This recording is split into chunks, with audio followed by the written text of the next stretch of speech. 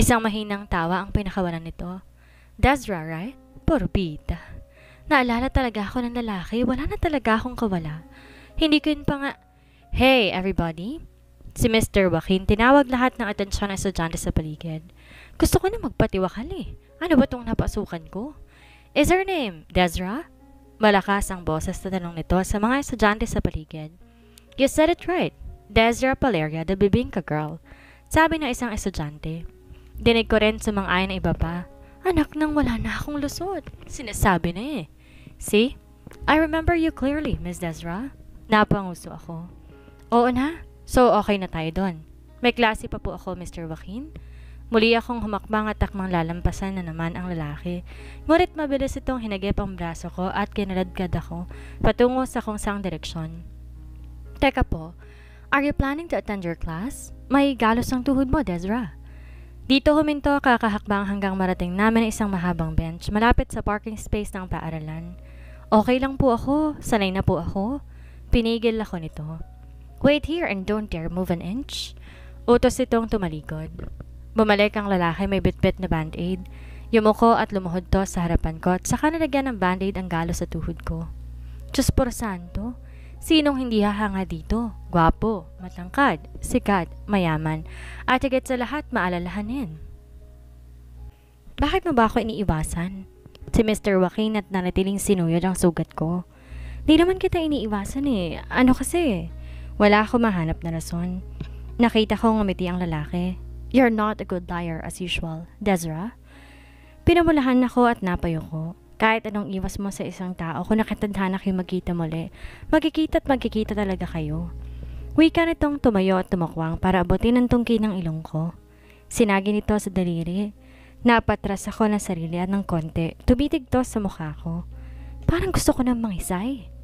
Naaasiwa ako sa titig na pinupukol nito. Gaya na lang kami ngayon. Nagkita ulit kami nang di sinasadya. Mahina, ngunit, dinig na dinig kong sabi nito. Tumikim ako para makabawi sa kabiglaanan. Nakadukwang lang ito at animoy sinaulo ang bawat pore sa mukha ko. Ano, Mr. Joaquin? Pwede na ba? Naumalis ako at malilate na po kasi ako eh. Umayos to ng tayo kaya't naging mabilis din ako mula sa pagkakaupo sa bench. Salamat sa band-aid po. Paalam kong tumalikod na ngunit tinawag pa ako nitong muli. Desra, po? Bumalik ko sa ko paharap. Lumapit to sa akin na may ngiti sa labi. May cellphone ka? Meron po. May load? Meron din po. Pwede pa hiram? Bakit? Makikitawag sana. Nanlalaki ang butas ng ilong ko. Mayaman nga, wala namang load. Ano ba yun? Okay po. Dinukot ko yung phone at pinagamit sa akin na Senyorito Calix. Tsaka nilahad sa harap ni Mr. Joaquin. Tahimik naman itong tinanggap at saka agad nagdial. Ilang saglit may tumunog na phone. Daling dinukot ni Mr. Joaquin ang phone nito sa bulsa. Got your number? Buong pagmamalaking tura nito na tinaas ang phone. Kita kong numerong lumutang sa screen ng phone nito. Anak ng... Pinaglololo ko yata ako ng lalaking to eh. Akin na yung phone ko, Mr. Joaquin. Binawi ko ang cellphone at sinilid sa bag. Sige, aalis na po ako. Tumalikod na ako. I'll call you. Let's grab a coffee some other time, Desra. Pahabol nito pero di ko na to nilingon pa. Bagot na nakaharap si Calix sa kanyang gawain sa opisina. Kanina pa niya nilalaro ang mamahaling pen sa kanyang daliri. Panay sulyap din niya sa kanyang Rolex. Bakit ba ang bagal ng oras? Parang hindi umuusad. 3 oras pa lang ang nagdaan nang makaalis siya ng condo unit. Parang gusto niya nang umuwi agad. Napabunto hininga na lang siya. At muling tinuon sa sarili ang harap ng mga papeles. For the first time in his life, ngayong araw kakaiba, para nawalan siya ng gana magtrabaho at gusto na lang umuwi sa condo. Ngunit sobrang nakatambak na gawain nila dahil 2 araw siyang hindi pumasok. Isang katok ang narinig niya. Sa inaasahan ng kanyang personal assistant na si Cheng ang bumunga dito. Boss! Bit-bit nito ang mga reports at nilapag sa kanyang desk. Chen, can you check how many remaining appointments I have this afternoon? Maagap naman ang lalaki at daling nakascroll sa sala nitong iPad. Boss, since you weren't able to attend the appointment the last 2 days, medyo marami po tayong a-attendan ngayon. Si Chen na lumapit at inilahad sa kanyang plotting ang schedule niya ngayong araw. Cancel the 2 last appointments. No, boss. Automatikong tanggihan ni Chen.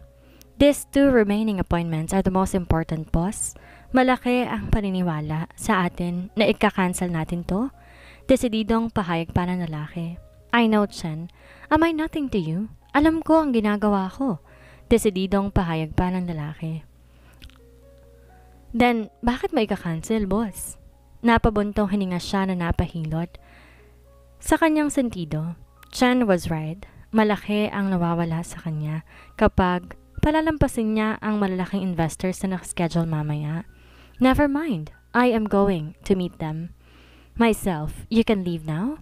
Boss, hindi to kumontra at iniwan na lamang siya. Muli niyang hinarap ang trabaho hanggang sinapit ng lunch break. Wala siyang gana na kumain at nilibang na lang niya ang sarili sa pag-check ng kanyang social media. Nang aksidenteng may nadaanan siyang blog post na isang celebrity gossip. Nalukot ang noo ni Calix sabang tinitingnan ng article. May larawan doon ang panauhin ay pamilyar sa kanya. The article is all about Joaquin Lee secretly meeting a young lady. May nakalakip na lawan nito at ang babae sa loob ng tanyag na paaralan. Nakaluhod ang sikat na lalaki na tila ba may nilagay sa tuhod ng babae. What's odd about the photo is that the lady is very familiar. The article blurred the identity of the woman, however, from Calix, she is familiar. As he looked intently at the woman in the photo, he could tell she was someone he knew. From her body features, of course, the familiar school shoes.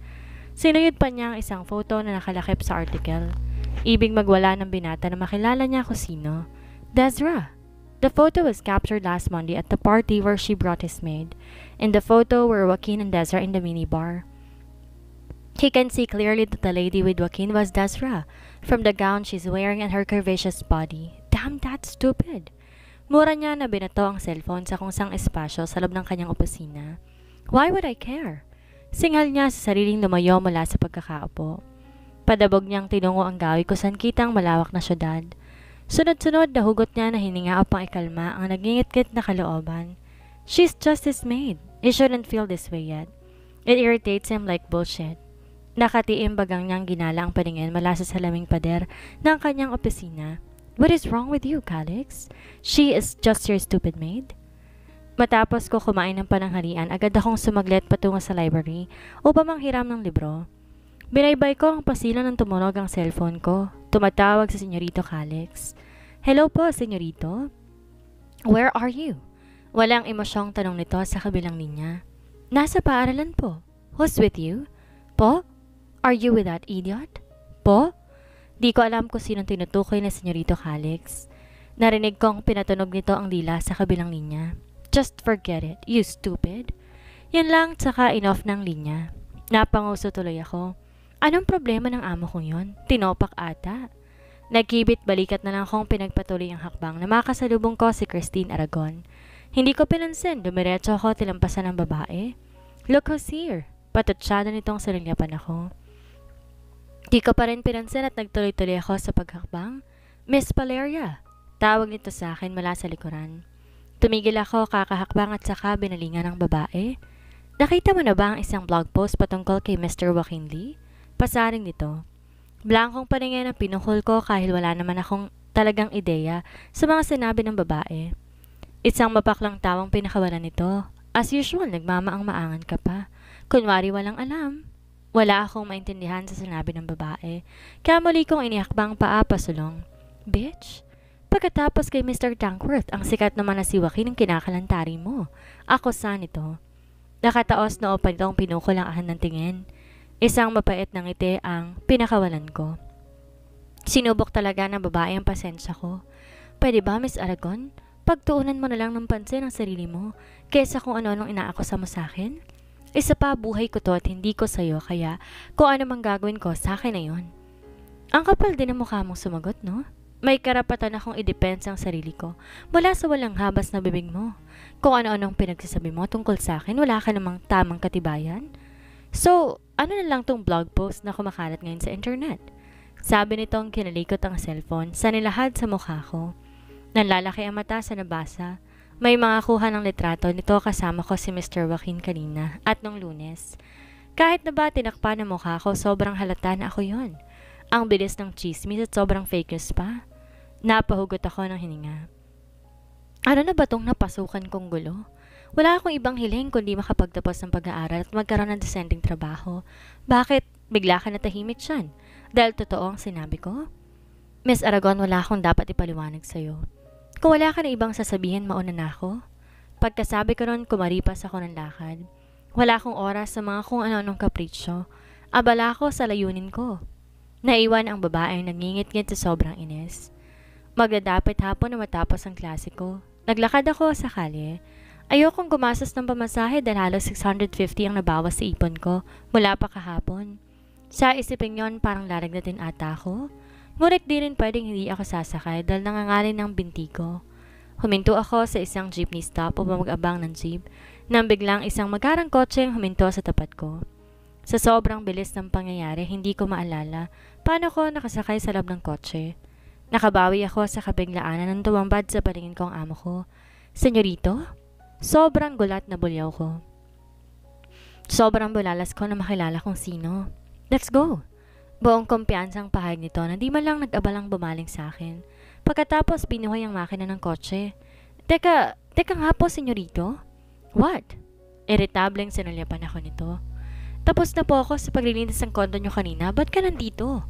Nakataas ang kilay na sumbat ko sa amo. Napatikim to sa narinig mula sa akin.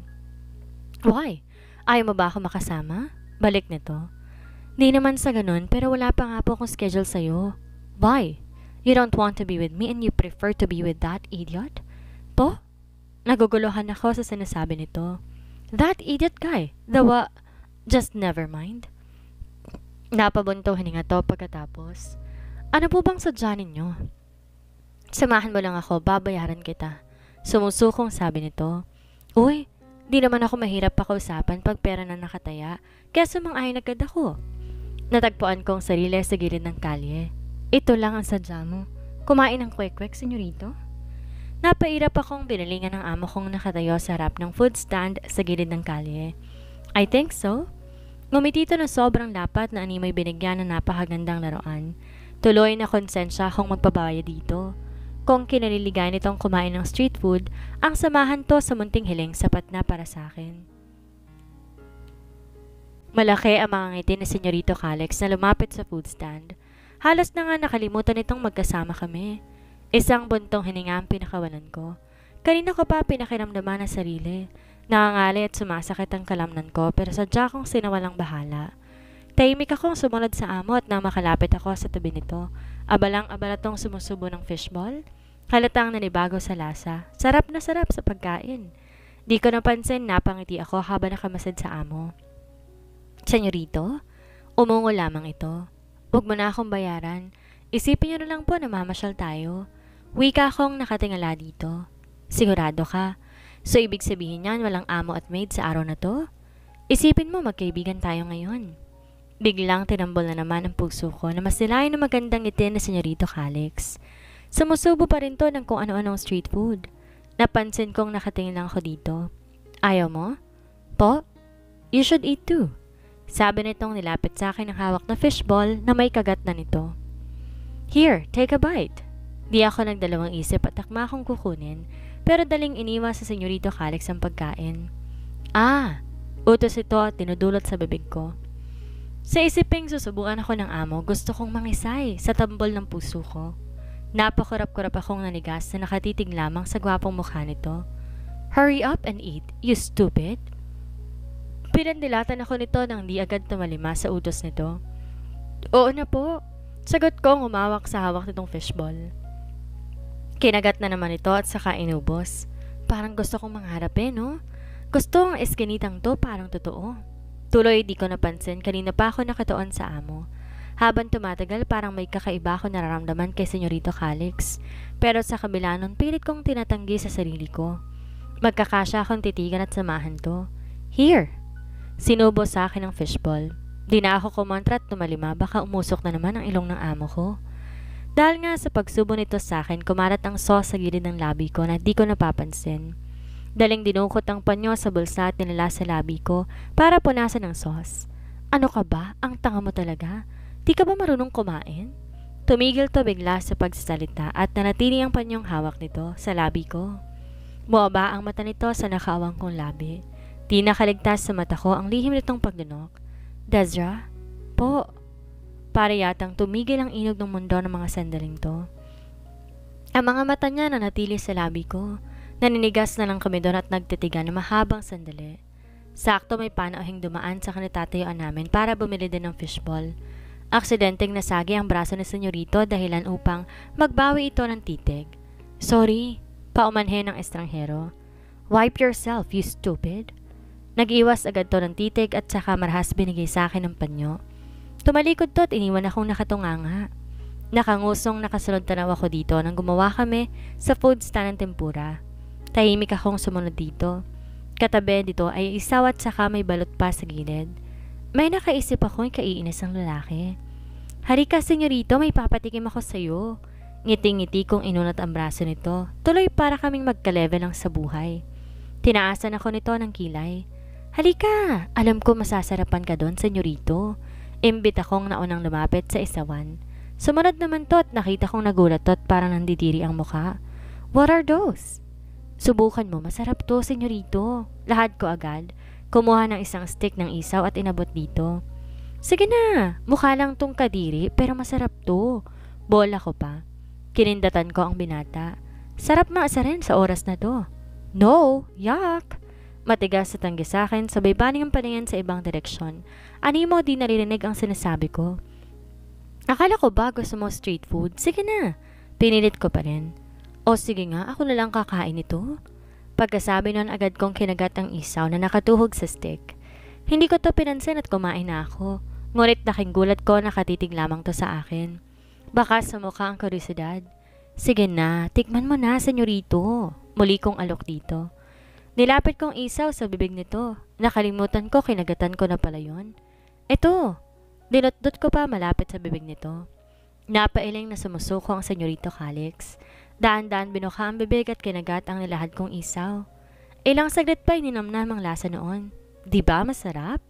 Sabi ko na may halong pagmamalaki. Nirinok muna to bago sumagot sa akin. I think it tastes weird. Isa pa nga, sigurado ko magugustuhan mo na. Muli kong nilapit itong isaw. Kahit may pag-aalinlangan sumunod pa rin to at kinain. No, I don't like this one. Nakangiwi nitong saad. Napangiti tuloy ako sa reaksyon nitong napaka-inosente sa mga oras na to.